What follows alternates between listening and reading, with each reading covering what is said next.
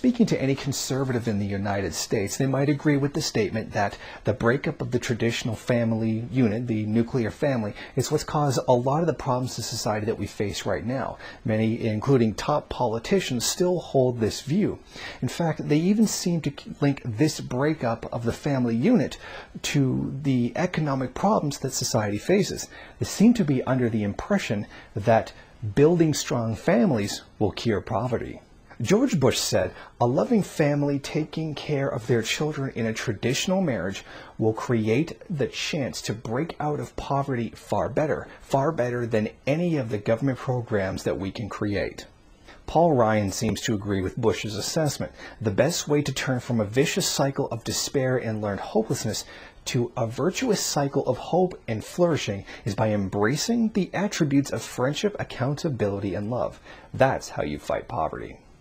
My God, that is such a liberal way of looking at things.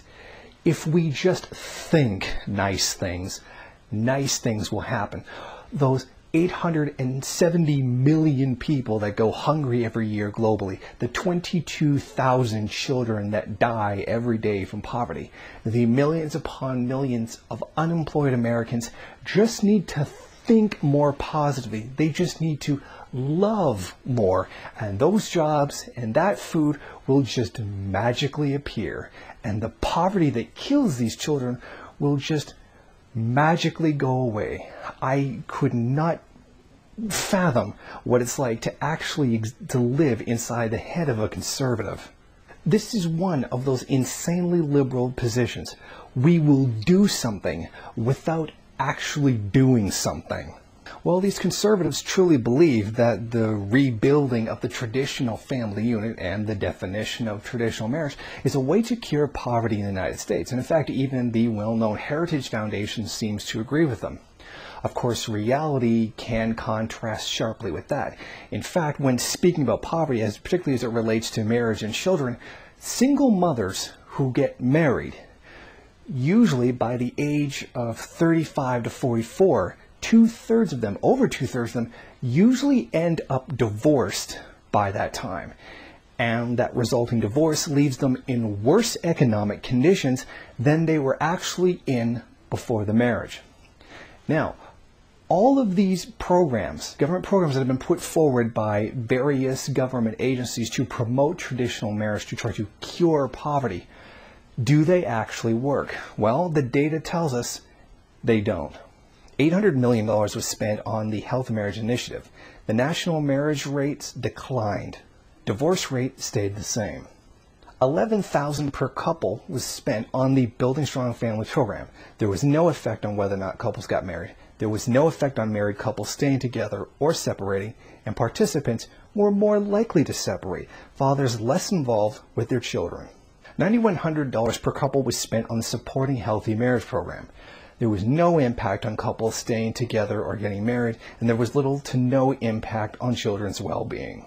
So very clearly, looking at this, we can see that incentivizing marriage monetarily doesn't work, and that this is not the cure for poverty. Forcing marriage on people, or at least trying to incentivize traditional marriage on people, doesn't get the job done.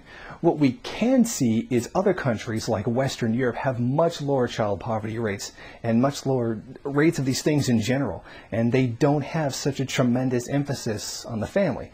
Well, the reason they have such lower rates of poverty on things like this is because of things like social safety nets, social programs that actually benefit people. I mean, I don't know why the conservatives in the U.S. tend to have this very liberal view that as if though poverty is something that's philosophical and not something that materially exists.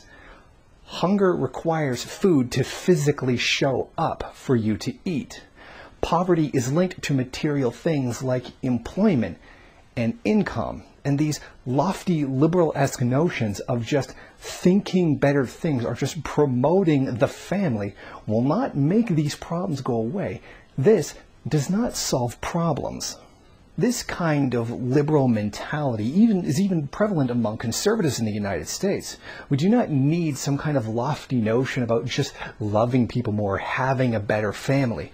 What we need is a radical reorganization of society predicated on changing the material conditions in which the people exist. Thinking better things isn't going to make things better.